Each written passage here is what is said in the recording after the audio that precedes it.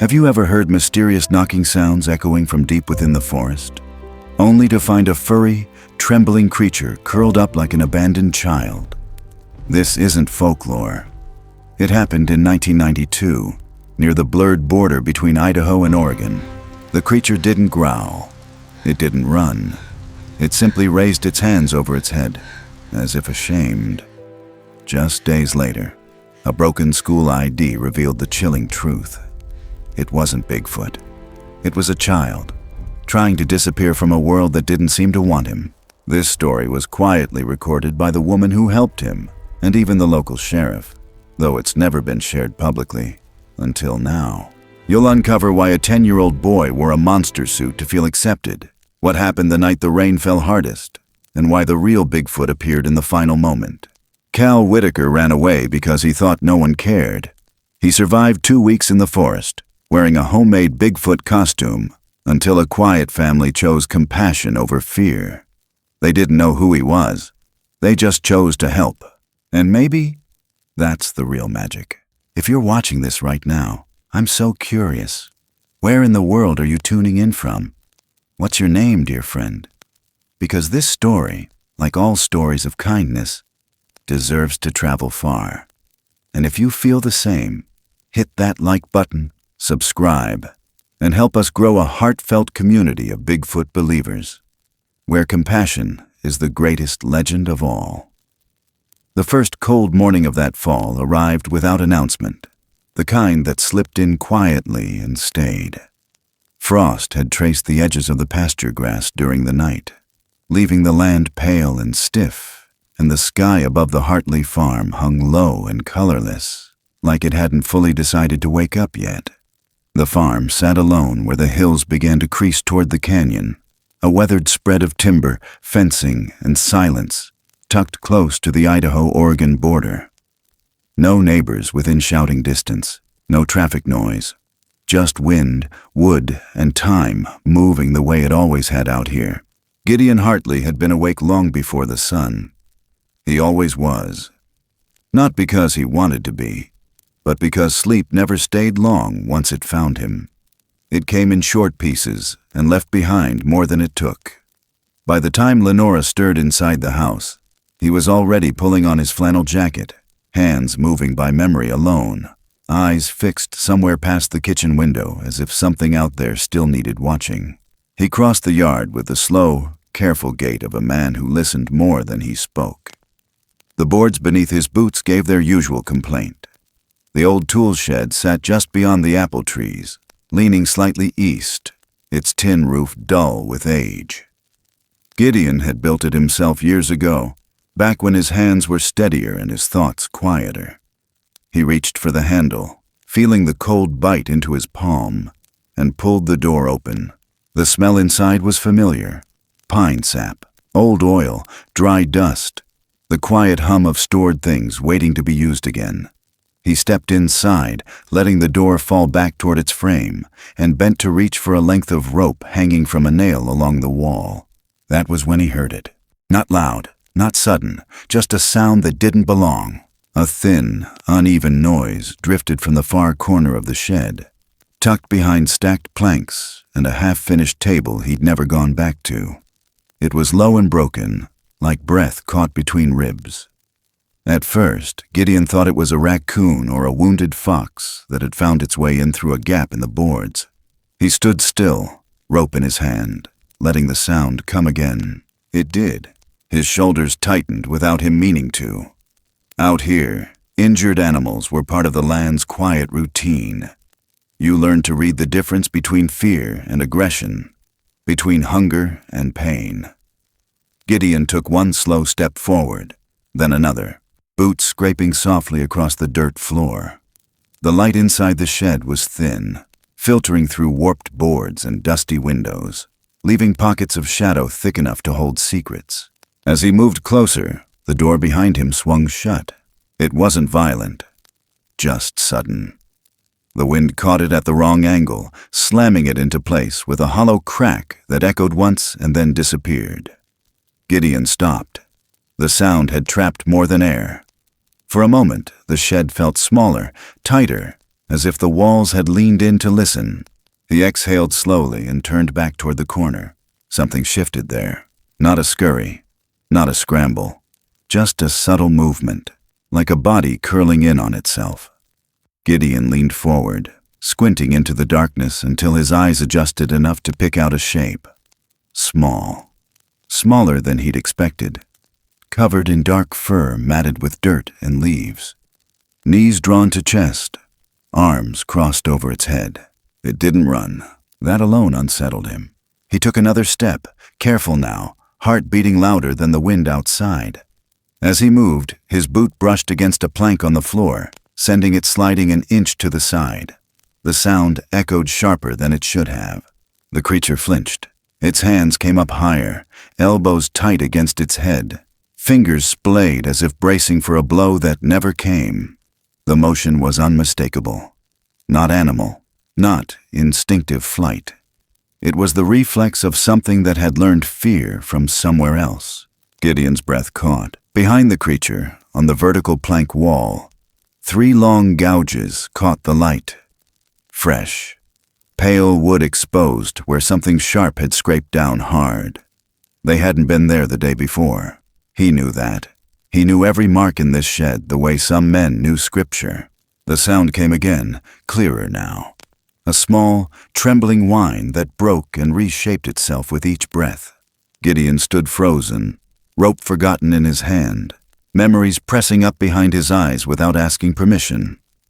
A hospital room washed in white. The hum of machines. A sound that shouldn't have been coming from something so small. He swallowed, jaw tightening, and forced himself to stay where he was. The shed door creaked. A smaller set of footsteps stopped just inside the threshold. "Daddy!" Daisy's voice was barely more than air. She stood behind him, hair still tangled from sleep, wearing her too big sweater with the sleeves pulled over her hands. She had followed him without being asked, the way she always did, drawn by curiosity and something quieter that no one ever taught her. Gideon lifted one finger without turning, a silent warning. Daisy didn't move closer. She leaned just enough to see around him. Her breath caught soft and sharp. The creature shifted again, shoulders shaking, hands still shielding its head. Daisy didn't gasp, didn't cry out. She simply watched, eyes wide and steady, as if she were seeing something fragile instead of frightening. "It's okay," she whispered, not to Gideon, not to the thing in the corner, but to the space between them. "It's okay." The creature didn't respond, but its breathing slowed, just a fraction. Gideon felt the ground tilt beneath him. Not physically, something deeper. A sense that whatever stood before them wasn't meant to be measured by the rules he knew. He looked down at Daisy, then back at the small, shaking form pressed into the shadows. "It's not going to hurt us," Daisy said again, quieter now. Her voice carried certainty, not hope. "It's not angry. It's embarrassed." The word landed heavy in the stillness. Embarrassed. Gideon's throat tightened. He lowered the rope to the floor, the fibers whispering as they slid from his hand. The shed seemed to breathe with him, wood popping softly as the morning cold gave way to the first hint of sun. He didn't step closer. He didn't step back. He simply stood there, letting the moment stretch, letting the quiet do its work. Behind him, the house waited. Lenora would be up soon, moving through the kitchen with her careful steps, thinking about the day ahead. Beck would be awake before long, already half lost in sketches and thoughts he never quite said out loud. The world outside the shed went on as it always had. Inside, something had shifted. Gideon turned slowly and reached for the door. The handle felt colder than before. He pulled it open just enough to let the light spill back in, cutting a pale path across the dirt floor and stopping short of the corner. He didn't close it again. Instead, he stepped aside, giving the space more air, more choice. The creature stayed where it was, hands still raised, breathing uneven but quieter now. Gideon rested his palm against the rough wood of the doorframe, grounding himself in something solid. He looked once more at the small dark shape huddled in his shed, then out toward the waking land beyond.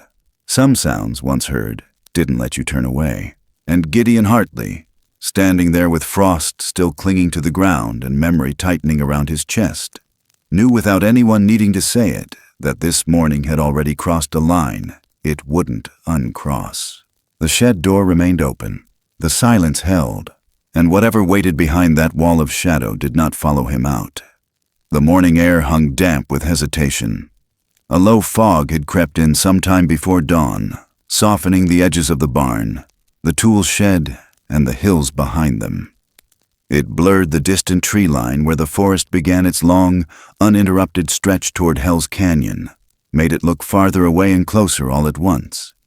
Light didn't break clean over the Hartley property that day. It seeped in slowly, cloud-filtered and gray. Lenora Hartley stood at the sink, hands paused over a chipped ceramic bowl. Her eyes weren't on the dishwater.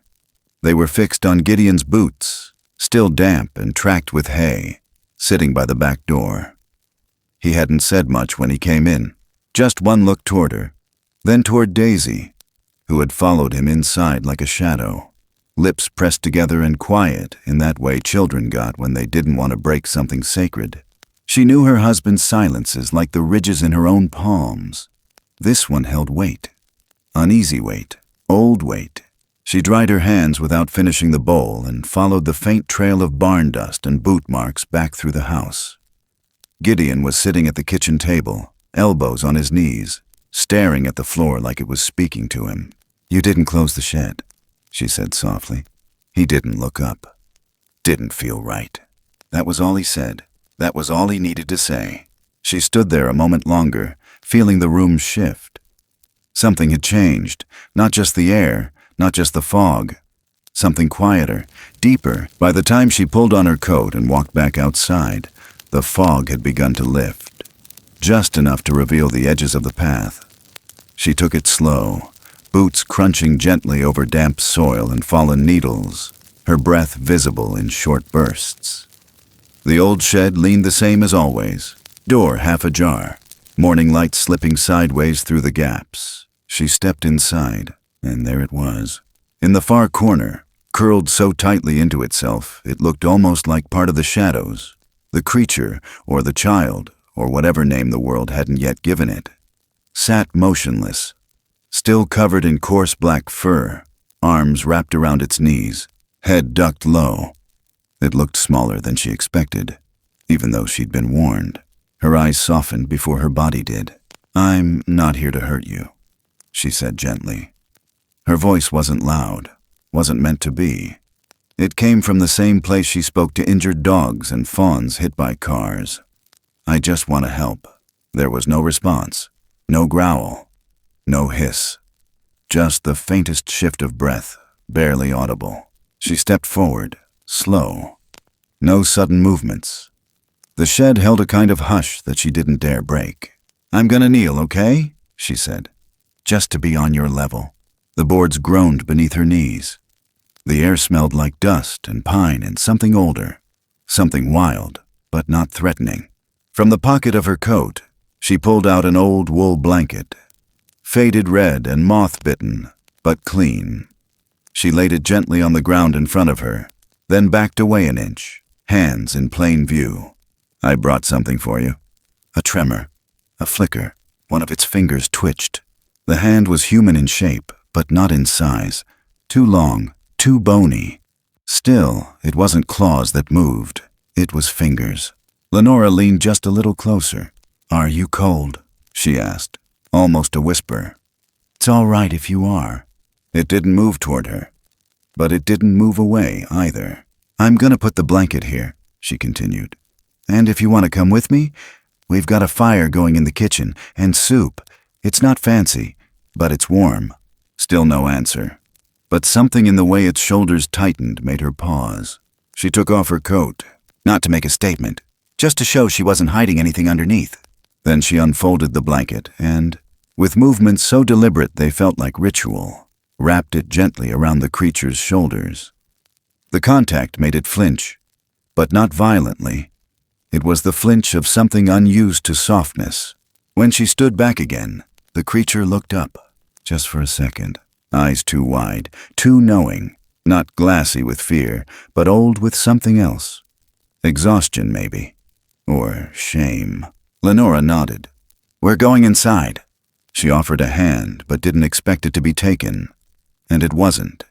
Instead, the creature stood on its own, unsteady, swaying slightly, and followed her. That was all. It followed. Back through the yard. Past the low-hanging apple trees. Past the chicken coop. Every step slow, careful. It didn't look left or right. Just kept its head down, clinging to the blanket like it mattered more than its life. When they reached the back door, Daisy was waiting. She didn't speak. Just opened the screen and stepped aside, her eyes wide but calm. Inside, the heat of the kitchen hit like a wave. The wood stove cracked gently, and the air smelled like lentils and carrots. Something soft simmering low. Beck sat at the table, sketchbook closed, hands folded too neatly. He didn't speak either. Gideon didn't stand. But his eyes didn't leave the creature's form as it stepped cautiously over the threshold and stood, blanketed and shaking, in their kitchen. Lenora guided it to the bench by the stove and slowly filled a mug with warm milk. Then another with broth, thin but hearty, laced with the herbs she kept for sick dogs and sore throats. The creature, whoever it was, drank like it had forgotten how to eat slowly, gulping, trembling. Milk spilled down its chin, soaking the fur. It didn't care. Neither did she. Nobody spoke. Not for a long while. The dogs didn't bark, didn't growl. They stayed in the front room, ears pinned back, tails low, as if something older and higher than their instincts had told them to be quiet. Beck was the first to move. He reached for a pencil, opened his book, and started sketching. Not the creature. Just lines, gentle arcs, shadows maybe, or echoes of something he couldn't name. The creature watched the pencil, then slowly, with hesitant fingers, mimicked the motion in the air. Lenora saw it. She didn't say anything, but she saw it. That night, after the kids had gone to bed and the fire was down to glowing coals, Gideon stood at the back door, staring into the darkness like it owed him an answer. The shed was still out there, but now the quiet inside felt different. He stepped outside, just far enough to feel the night fully. That was when he saw them, on the back steps, laid carefully, not scattered, not dropped. A line of chestnuts, still in shell, damp with morning dew. 5 of them, lined up like little offerings. He bent down, touched one, warm still, as if just placed. Behind him, Lenora stepped into the doorway. "There's someone else out there," he said. "I know." She knelt beside him, picked up one of the chestnuts, turned it in her palm. "This wasn't just a stray," she said softly. "Something new, something saw." They didn't say it out loud. Not yet. But in the quiet between them, the truth was already echoing. Something had given that child to them. Or entrusted, or tested. They didn't know which. Not yet. Later, when Daisy tiptoed downstairs for water, she paused in the hallway, looking toward the warm kitchen where the creature now slept, curled near the stove, still wrapped in the red wool blanket. She stepped closer, quiet, watched its chest rise and fall. Slow now, calmer. In that stillness, she whispered, barely above breath, "Juniper." No one told her to name it. The word just came, like she was remembering, not inventing. And in the dark, lit only by the last breath of fire, the creature twitched once, as if it heard, or understood. The next morning, the chestnuts were gone.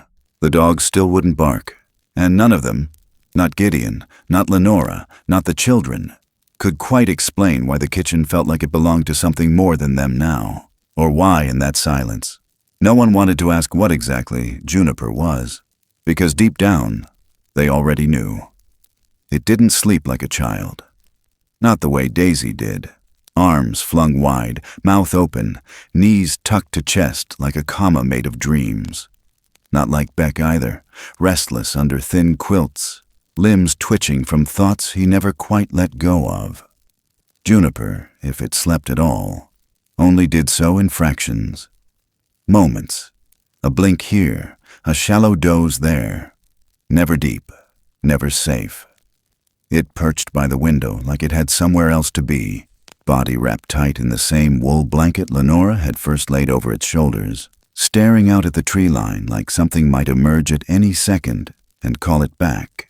Even when the house was quiet, after dinner, after the fireplace clicked to embers, after Daisy's laughter gave way to soft breaths through her nose, Juniper kept watch, always facing the woods, always listening.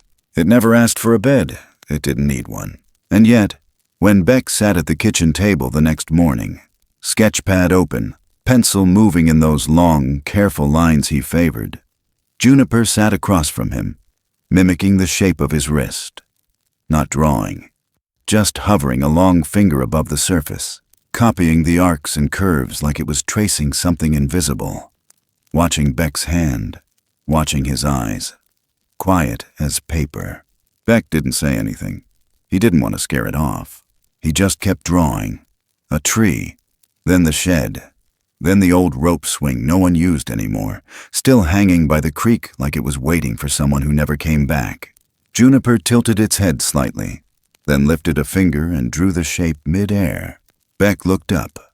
Their eyes met, and for a heartbeat, it felt like standing at the edge of something very, very old. Not scary, just deep. Daisy was the one who broke the stillness. She came bounding in with a handful of colored buttons she'd found in the sewing tin, her cheeks red from the cold, her voice too big for the moment. But Juniper didn't flinch. It turned to her slowly, then leaned in, studying the buttons with an intensity that made even Daisy stop talking. She laid them down gently, lining them up like tiny planets, and said, "That one's like a moon. See, a blood moon."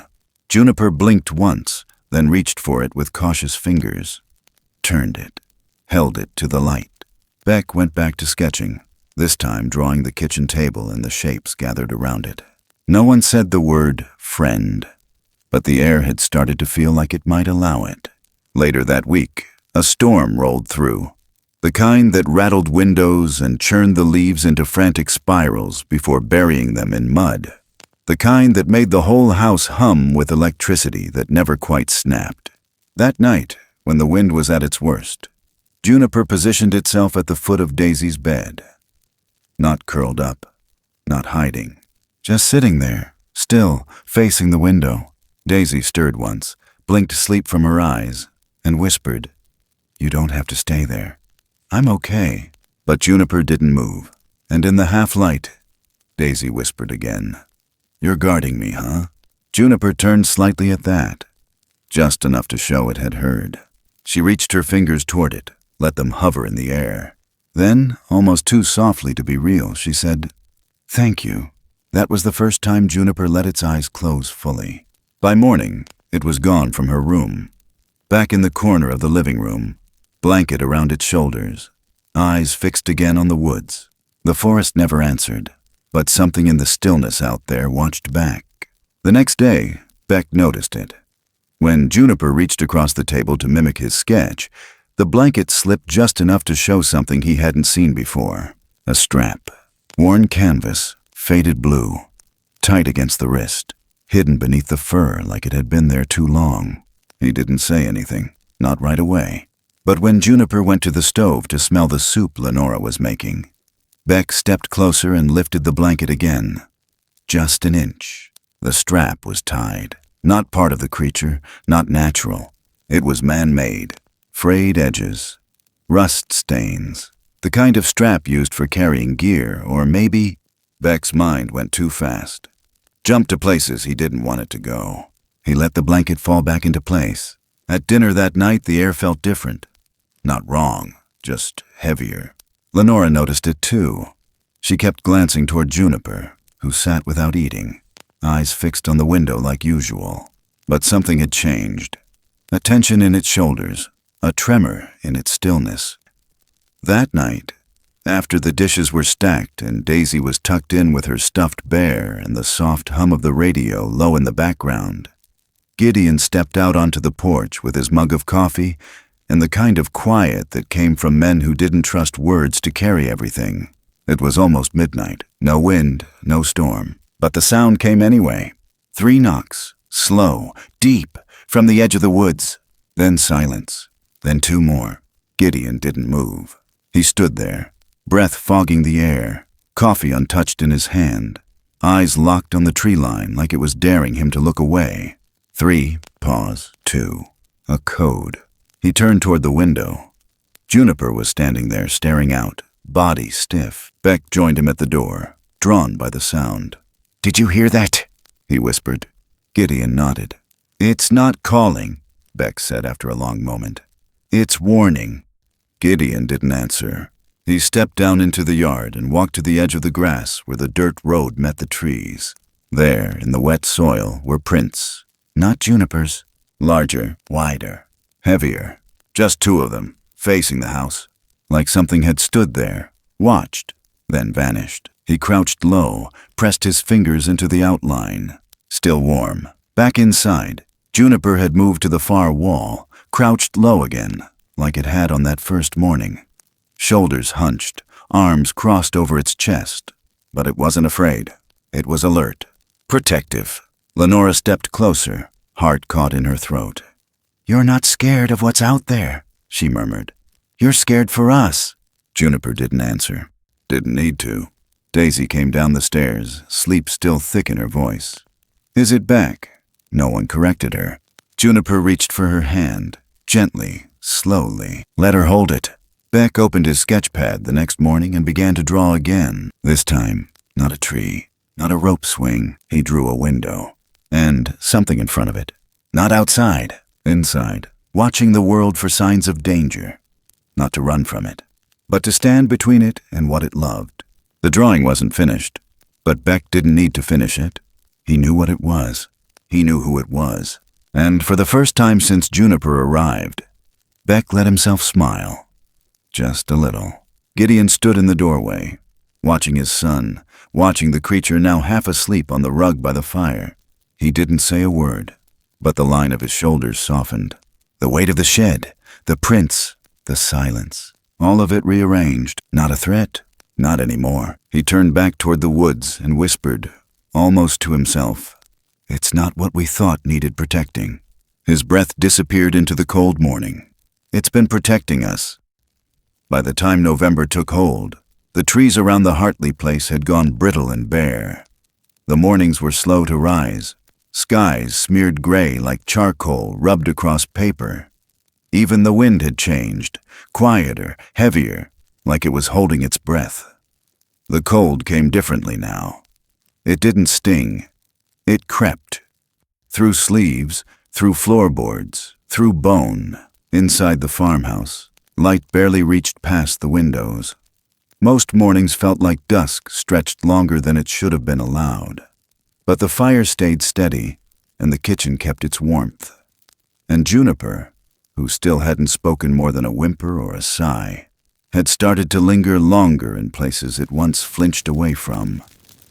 It now sat at the table without prompting, followed Daisy outside in the afternoons to the edge of the chicken yard, even once reached to touch the soft head of the barn cat, who responded not with panic, but with a gentle arch of its back and a slow blink that said more than words.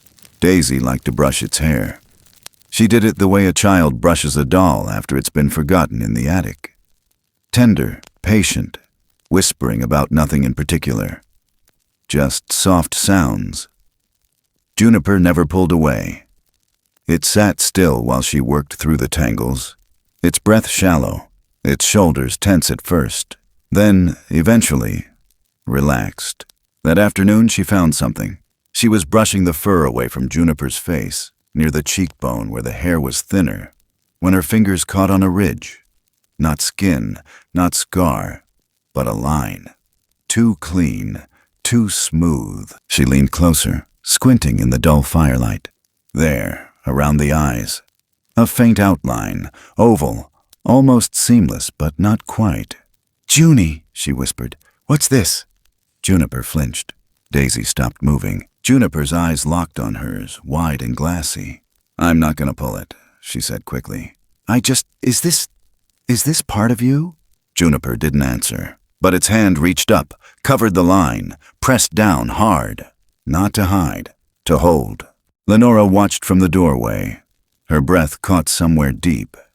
She'd been drying dishes, letting the afternoon settle into its familiar rhythm, when she heard Daisy's tone shift. Not scared, just softer. She stepped into the room. "Everything all right?" Daisy looked at her, then back at Juniper. I think it's wearing something." Juniper's shoulders hunched. Lenora approached carefully. She knelt, looked close. Her fingers hovered just above the edge of the line. Her breath touched the fur. And beneath it, she saw it. Clearer now that she knew to look. The faintest border circling the eyes and lips.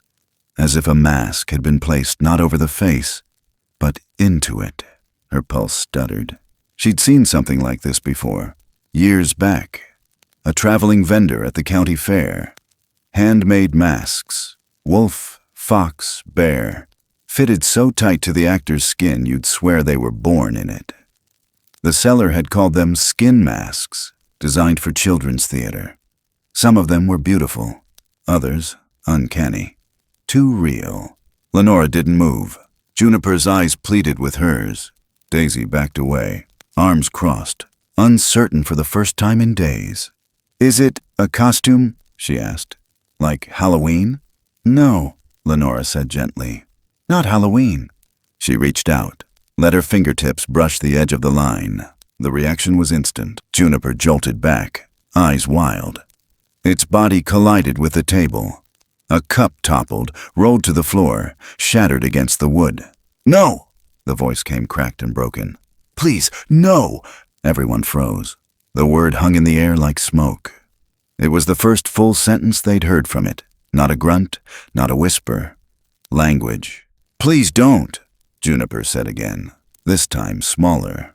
Its body curled in on itself, hands clutching the face.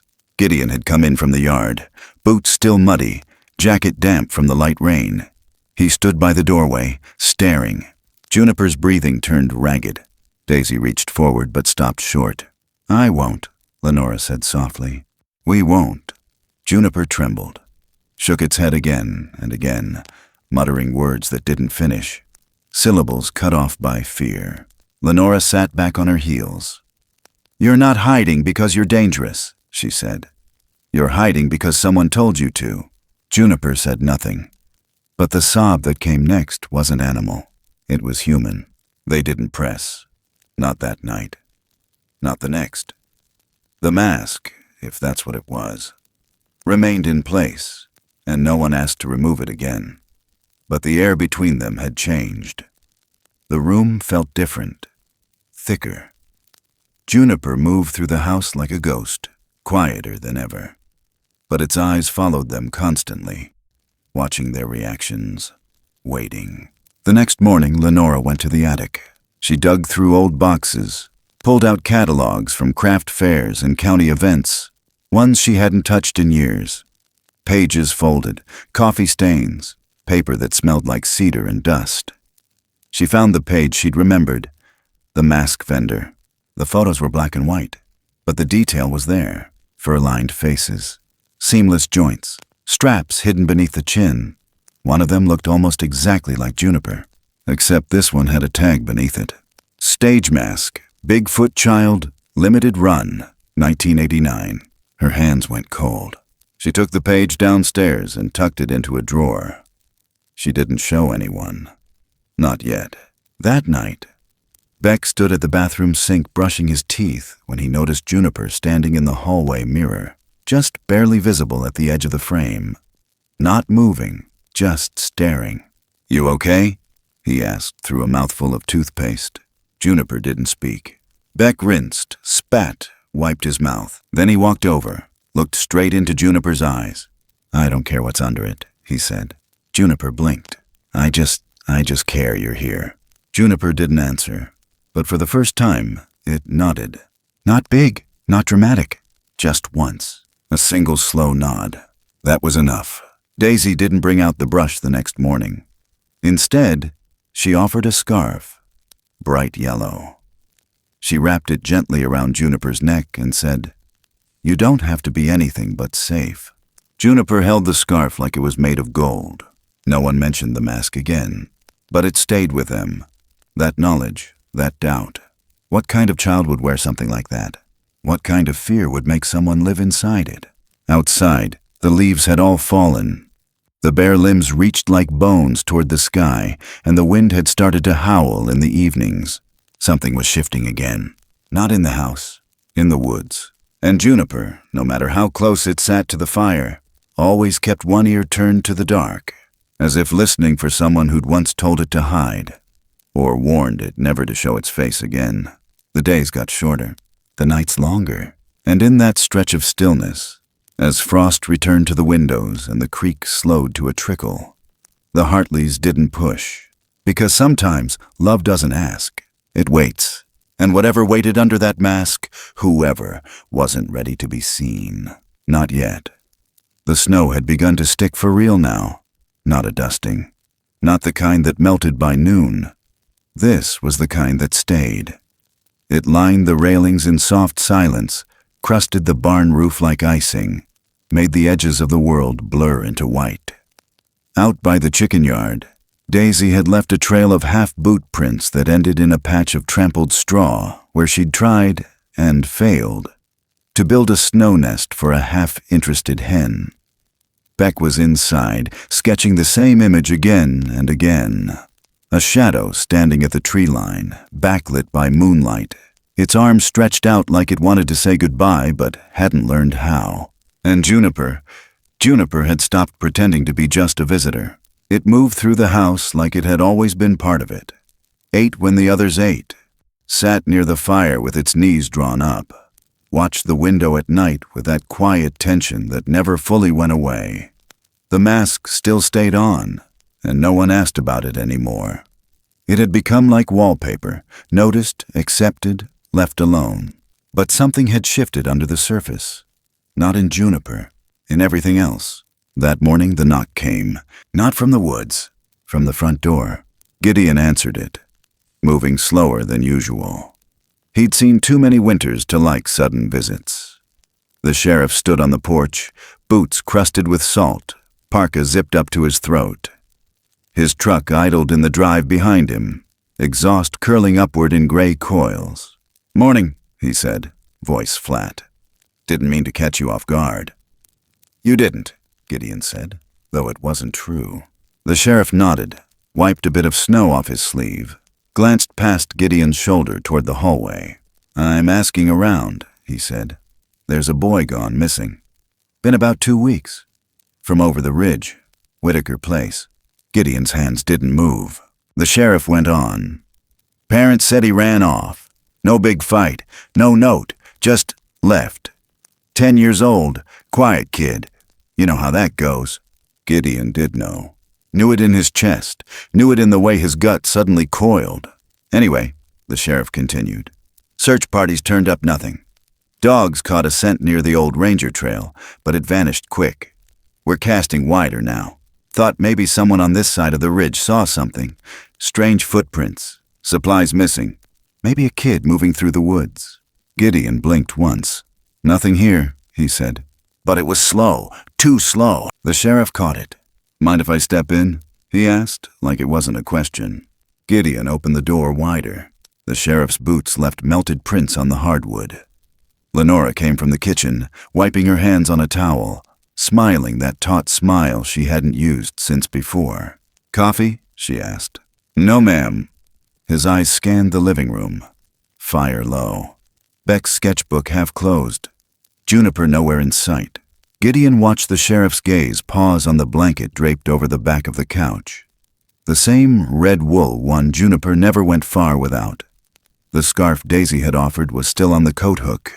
Small things. Telling things. "We'll be asking around town too," the sheriff said, casual as a neighbor's hello. "Figure someone saw something and just didn't think twice. People don't always connect dots." Outside, the wind picked up. Inside, everything held still. "You ever notice anything unusual back near your shed?" the sheriff asked, not looking at either of them. "Any noises?" Gideon opened his mouth. But before he could speak, it came. 3 knocks, Low, measured, from the woods. Then silence. Then two more. The sheriff turned his head, squinted out the frosted window. "What the hell was that?" "Woodpecker," Gideon said, voice tight. The sheriff didn't laugh, but he didn't argue either. "Be careful," he said, walking back to the door. "This time of year, kids don't last long out there alone, not with the weather coming in. And if someone's hiding one, well, best to think twice. There's things in those woods that don't scare easy." He stepped back out into the snow. Juniper didn't come out of hiding until long after the sheriff's truck disappeared down the road. It moved with a slowness they hadn't seen before. Shoulders hunched, breath quick, eyes darting toward the door like it expected someone to kick it in. Lenora knelt beside it, but didn't touch. "Did he hurt you?" she asked. Juniper shook its head. "Were you running from him?" Juniper didn't answer. Beck stepped forward, held out his hand. Juniper didn't take it. Instead, it reached into the folds of its blanket and pulled something small and broken into view. It was a plastic card, bent in the middle, the edges scuffed, the kind you'd clip to a lanyard or a school backpack. The photo was faded, but the name was clear. Calvin Whitaker. Grade 5, Lincoln Elementary. The name hit the room like a match dropped in dry grass. No one spoke, even Daisy, who didn't understand it all yet, stood still as stone. Juniper, or Cal, set the card in Daisy's hand, then stepped back, like it knew what would happen next, like it had been preparing for it all along. The silence stretched so long it became something else entirely. Not silence anymore. A choice. Gideon turned away first. Lenora reached for Cal's shoulder, and this time he let her. Not because he trusted them, because he had nothing else left to give. That night the knock came again, not from the forest, from within. Gideon stood on the porch, alone, staring into the dark where the trees bent low under their own weight. He didn't call out, didn't shine a flashlight, but something stood there, just beyond the range of porch light. Not hiding, not threatening, waiting. A shape too tall, too still. It watched the house, and then it turned, stepped back into the woods without a sound, like it had come to see the boy one last time, to be sure he was where he needed to be. Gideon watched until the dark swallowed it whole. When he came back inside, the broken ID card still lay on the table, and the mask on Cal's face, if that's what it still was, felt less like a costume and more like a wound, the kind that hid because it hadn't healed. Not yet. It rained hard that night. The kind of rain that turned the roof into a drum and the windows into mirrors. Cold, steady, relentless. It blurred the world beyond the porch into a wash of slate gray, and it made the trees look like they were swaying under a weight too heavy to name. Inside the farmhouse, the warmth of the wood stove reached only so far. Shadows curled around corners. The rooms held their breath. Lenora stood in the kitchen with her hands wrapped around a chipped mug. She hadn't taken a sip in minutes. The tea had gone cold. Across the room, Cal sat near the hearth, knees drawn up, arms folded over them. Still in that fur-covered disguise, mask unmoving, back turned toward everyone. He hadn't spoken since the sheriff's visit. Not a single word. Not even when Daisy tried to coax him into a game or Beck offered his sketchbook with a new page. Just blank, waiting. There was something about the weight in the air, the way the fire cracked but didn't warm, the way Cal's shoulders hadn't moved in hours. It all felt like a held breath, like a line waiting to break. Lenora knelt down beside him slowly. "You don't have to carry it alone," she said gently. Voice low. Cal didn't look at her, but she saw his fingers clench, the small twitch of his jaw beneath the mask. "You're not a monster," she added, softer still, "and no one here thinks you are." The fire popped. A gust of wind slapped the side of the house like an open palm. Cal flinched. Lenora reached out and placed a hand on his shoulder. He didn't pull away. He didn't lean in. He just sat there, trembling so slightly it could have been missed if she wasn't watching. "You can leave it on as long as you need," she said. "But when you're ready, you can take it off. No one will run. No one will send you back." Cal's breath hitched. "I mean it," she whispered. For a long time there was nothing but the rain and the wind and the low hum of the stove. Then a hand moved, slowly, timidly. He reached up, fingers shaking, and touched the edge of the mask. Lenora didn't speak, didn't breathe. With a motion so deliberate it felt like peeling off skin, he began to lift. It came free in sections. First the chin, then the cheeks, then the brow. The fur clung in wet clumps. The seams peeled with effort. The sound it made was soft and awful, like tape pulled from paper, like something being let go that didn't want to be. When the mask fell away, it landed in his lap like something dead. And what remained was a boy, a real boy, face pale, eyes wide, hair sweat-matted to his forehead. Dirt clung to the soft edges of his jaw. There was a rawness in his expression, half shame, half relief, that made Lenora's eyes sting before she even realized it. He didn't look at her. He looked at the floor. "My name's Cal," he said, voice barely above a whisper. "Cal Whitaker." She nodded, though he wasn't watching. Her hand stayed on his shoulder, steady as stone. "I thought if I looked like something else, they wouldn't want me back." Gideon had entered the room without sound. He stood near the doorway, arms crossed, eyes locked on the boy in front of the fire. Beck stood behind him, quiet, still holding the sketchbook he hadn't opened since breakfast. Cal swallowed. His voice cracked. "My parents didn't say it, but I knew. I was always in the way, like too much. Like the space I took up was the space they didn't want filled." No one interrupted him. "I used to play near the woods behind our house. It was quiet there. I liked it. And one day, I just kept walking." His hand drifted to the mask again, but he didn't put it back on. "I found it in a trash barrel. Some old theater box or something. I don't know who threw it out, but it looked real enough. I thought, if I wore it, maybe no one would know what I was. Maybe no one would find me, or care." Beck finally stepped forward. "You thought being something else was safer than being a boy?" he asked. Cal nodded. Daisy sat on the edge of the armchair, arms wrapped around her knees. Her voice was soft, like the end of a lullaby. "But you're not nothing," she said. "You're just you." Cal's eyes glistened.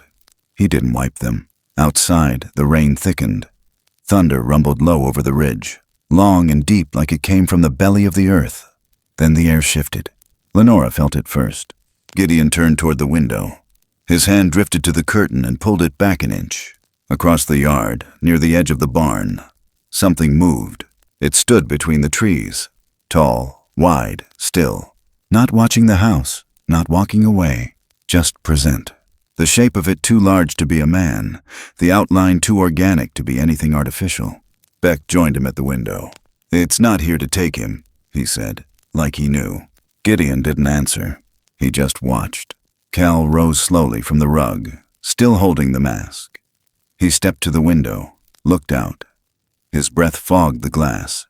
"That's the one who left the chestnuts, isn't it?" he asked. Lenora nodded. Cal pressed his hand to the pane. "He followed me, all the way from the far ridge. I think he didn't say anything, but I think he knew I was alone." "Maybe he was," Gideon said quietly. Once, they stood in silence. The figure outside took a single step back, then another, then another. Then it turned, slipped between the trees, and was gone. No threat, no sound, just gone. Cal dropped the mask into the fire.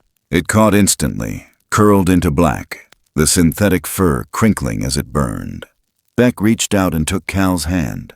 Lenora wiped her eyes and didn't bother hiding it. Gideon finally exhaled. Outside, the storm passed, but in its place came something else, a stillness, a knowing. And inside that farmhouse, one more child belonged. The first thing Cal heard that morning wasn't bird song or wind brushing through the cedar. It was Daisy humming under her breath while tying a piece of red yarn around the base of a spoon. She was trying to make a bracelet for a chicken, or a knight's sword, or maybe both. She never explained. Beck was at the table, sketching something he wouldn't let anyone see yet. Gideon had gone out to the barn, as he always did, carrying his silence with him like an old coat. Lenora stirred oatmeal on the stove with her back turned, but she knew every movement in the room by sound alone. And Cal sat at the far end of the table, hair still damp from the night before, face no longer hidden behind layers of fur and glue.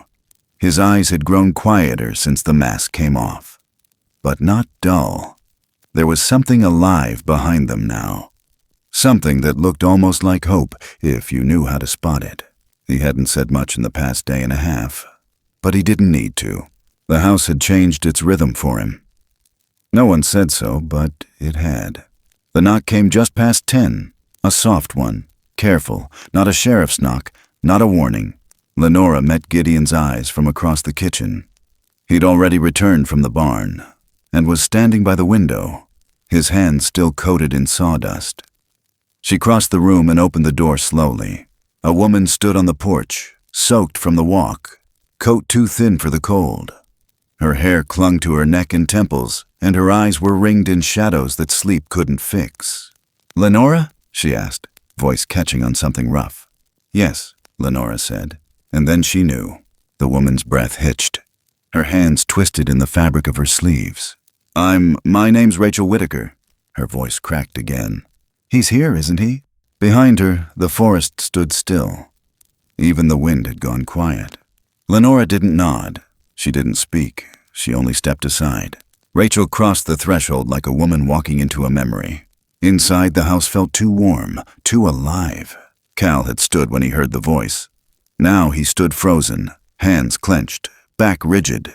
He looked like he wanted to run but had no idea where to go. She saw him. She stopped cold. "Cal?" she whispered. He didn't say anything. She stepped forward. One step, then another. Her hands trembled. "I thought you were dead," she said. I thought I lost you." He flinched. "You didn't look," he said, voice small. "I did," she breathed. "But not soon enough." He shook his head. His face twisted, not with anger, but something closer to the kind of ache that comes when you wish you were wrong. "I ran away," he said, louder now. "I waited to see if you'd come after me, but you didn't." Her shoulders buckled. She dropped to her knees, right there on the rug. "I failed you," she said. Cal's eyes filled, but the tears didn't fall. "I wasn't easy," he mumbled. "I didn't know how to be what you wanted." "You were my son," she said. "You are my son. I didn't know how to love you through the hard parts. I thought giving you space was love. But you needed more." No one moved. No one breathed. Daisy took Beck's hand beneath the table. "I thought I was too much," Cal said. She reached for his hand, didn't force it, just offered. "I thought I was too broken," he added. "You're not," she said, voice steady now. "You never were." Cal stepped forward. One step, then another. She opened her arms. He fell into them. The way he clung to her wasn't clean or easy. It was desperate, unpracticed, but it was real. Lenora turned away to wipe her eyes. Gideon stood still, watching like a man taking in something he never expected to witness again. Outside, the clouds began to break. Later, they sat around the table, the mug of tea in Rachel's hands long gone cold. She didn't ask how long he'd been here. She didn't ask why he'd worn a mask. She just listened. Lenora placed a bowl of soup in front of her without a word. Rachel smiled faintly, murmured thanks, and touched Cal's shoulder like she still wasn't sure he'd stay. Cal looked at the bowl. "I burned it," he said softly. Everyone looked at him. "The mask. I threw it in the fire. It smelled awful." Gideon gave the smallest of nods. Beck smiled, but didn't lift his eyes from the drawing he was finishing in the corner. Daisy said, "It smelled like fake fur and Band-Aids." Cal chuckled. Just once. But it stayed in the room a long time. That night, after Rachel had gone to the guest room to lie down for a while, the fire low and crackling, the knock came again. 3. Pause. 2. Gideon walked to the door. He didn't open it. Just stood there, listening. Cal joined him. "Do you think he knows I'm okay?" Cal asked. Gideon nodded. "He's been watching," he said. "He saw everything." "Will he come back?" "Maybe, maybe not." They stood there together in silence, the cold creeping in around their ankles. Cal held the broken strap that once held the mask to his face. Just a shred of it. The rest had burned. He turned it in his hands, looked down at it, and finally said, "Can I leave this here?" Gideon reached into the box of odds and ends on the shelf. He pulled out a jar, glass, with a rusted lid. He held it open. Cal dropped the strap inside. Gideon twisted it shut. They didn't label it. Didn't need to. The next morning, Rachel made pancakes. Bad ones. Burned on one side, raw on the other. But she made them. Daisy said they were her favorite. Beck drew a picture of the pancake shaped like a bear. Lenora didn't say it, but she knew. The house had been given back something it never realized it was missing. Cal stepped outside just before lunch, stood on the porch, looked out across the snow-glazed pasture. The wind carried a new kind of stillness, not empty, peaceful. Somewhere out there, the one who had stood watching from the tree line had let go. And inside that farmhouse, there was no farewell, just a quiet return, the kind that doesn't need a word to know it was right. Summer came slow that year. It didn't burst in like a parade. It crept, soft, steady, unnoticed, until one morning the grass felt warm beneath bare feet again, and the creek behind the barn ran clear and fast instead of frozen and sluggish. The woods, once gray and hollow, were green again. Not young green, old, deep, knowing green. The kind that remembers. The Hartley house hadn't changed much. The boards still creaked in the same spots. The wind still moved through the kitchen window screen in that one song only Gideon seemed to hear. The breakfast table still filled with sketches and spoons and forgotten napkins. But something inside had shifted. Not loudly, just enough. Beck had begun painting on canvas instead of paper now. His lines were less anxious, more certain. Daisy no longer whispered to her dolls in code, but talked plainly. To the sky, to her brother, to the birds at the windowsill who didn't always fly away. Lenora moved slower these days. Not because of age, but because she'd learned not everything needed to be fixed. And Gideon, he smiled more. Not often, but when he did, it reached all the way to his eyes. One morning in early June, the gravel crunched outside just after breakfast. Cal's voice came from the porch, light as dust. "He's back." Everyone stopped. Lenora was at the sink, hands still wet from rinsing dishes. Daisy looked up from a jar of peanut butter and grinned like someone who already knew. Beck reached for his sketch pad without thinking. Gideon stepped onto the porch and squinted toward the fence line. Cal stood with his hands in his pockets, not moving. A little taller than before. Hair longer, shoulders straighter. He wasn't in costume. He wasn't hiding behind fur or paint, or the heavy quiet he used to wrap around himself like armor. He was just Cal, standing there in jeans and a faded blue shirt, watching the edge of the woods like someone who remembered something too big to name. Daisy came to stand beside him, holding something in both hands. She stepped off the porch barefoot, toes pressing into the warm dirt, and walked quietly to the old fence post where the morning glories had begun to climb again. She knelt down and placed 5 chestnuts in a perfect row along the wooden rail. Not just dropped, arranged, like punctuation or offering. Then she stepped back. Everyone waited. The forest didn't move. No wind, no bird song, just stillness. But the silence didn't feel empty. It felt like breath held on purpose. That night the knocking returned. 3. Pause. 2. Farther off now, fainter, but unmistakable. Cal opened the front door himself and stood in the frame a long time. He didn't step outside. He just listened. Eyes fixed on the shadows between trees. "They still watch," he said, voice quiet. "Maybe not watching," Lenora said from behind him. "Maybe remembering." He nodded, his fingers curled gently around the doorframe. Beck had drawn something that afternoon. He didn't show it right away, just left it out on the kitchen table as if it had always been there. It was simple, charcoal and ink, but there was something weighty in it. A figure stood at the edge of 2 worlds. On one side, the silhouette of a child. On the other, the shape of something massive and wild.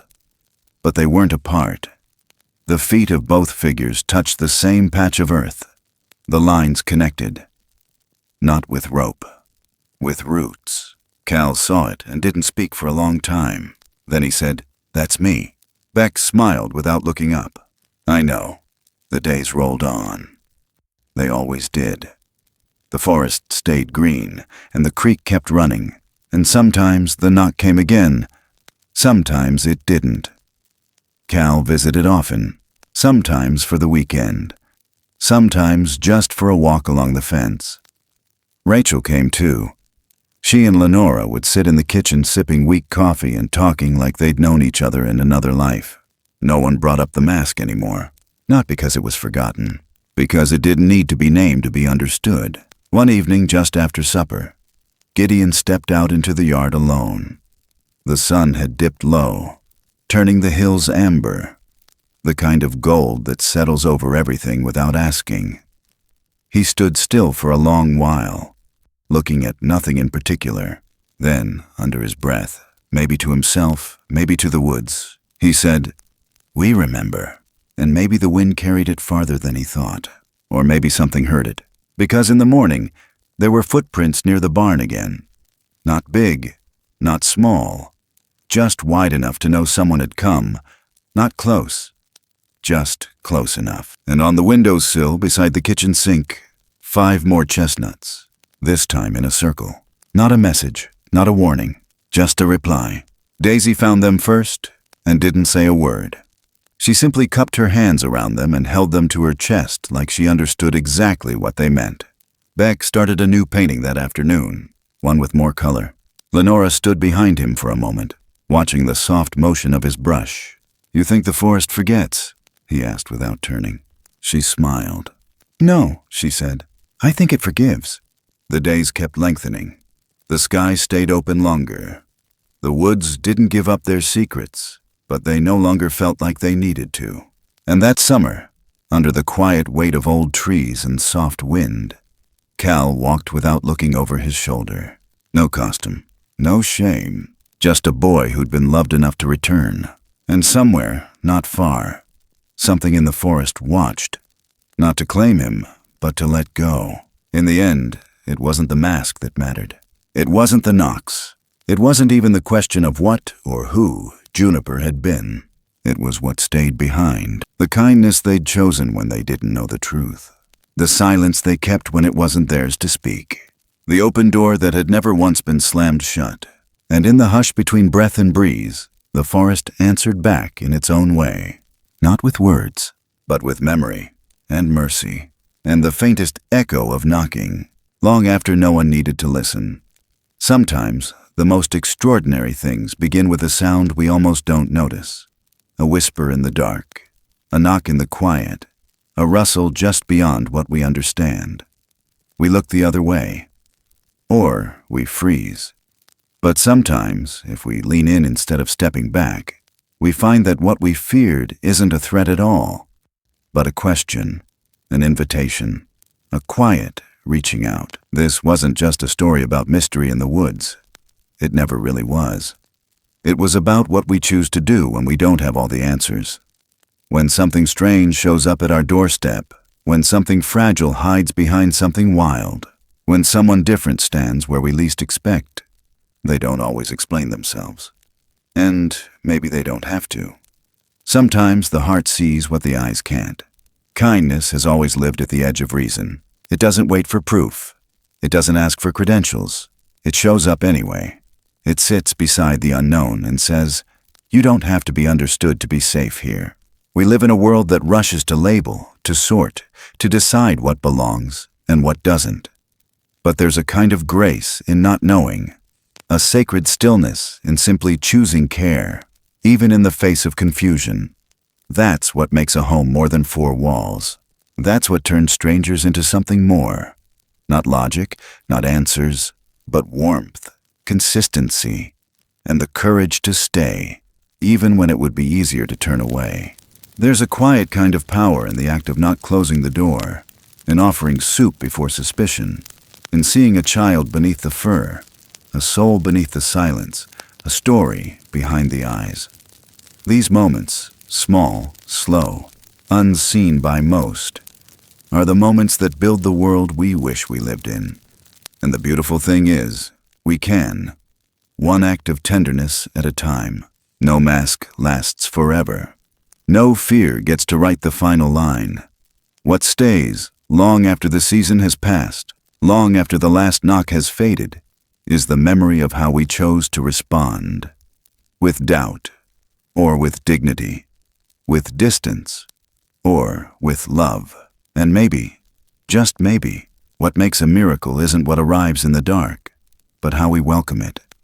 Not the thing itself, but the room we make for it. The space we keep sacred, even when we're afraid, even when we don't understand. Because the forest remembers, and so do we. Thank you for spending time with this story. If it stirred something in you, some old ache, some quiet hope, I'd love to know. Leave a comment below and tell me what stayed with you most. And if you'd like to hear more stories like this, tales woven with heart, mystery, and meaning, don't forget to subscribe and follow the channel. Your presence here means more than you know. Until next time, wherever you are, may you always choose kindness, even when the path ahead is unfamiliar, especially then.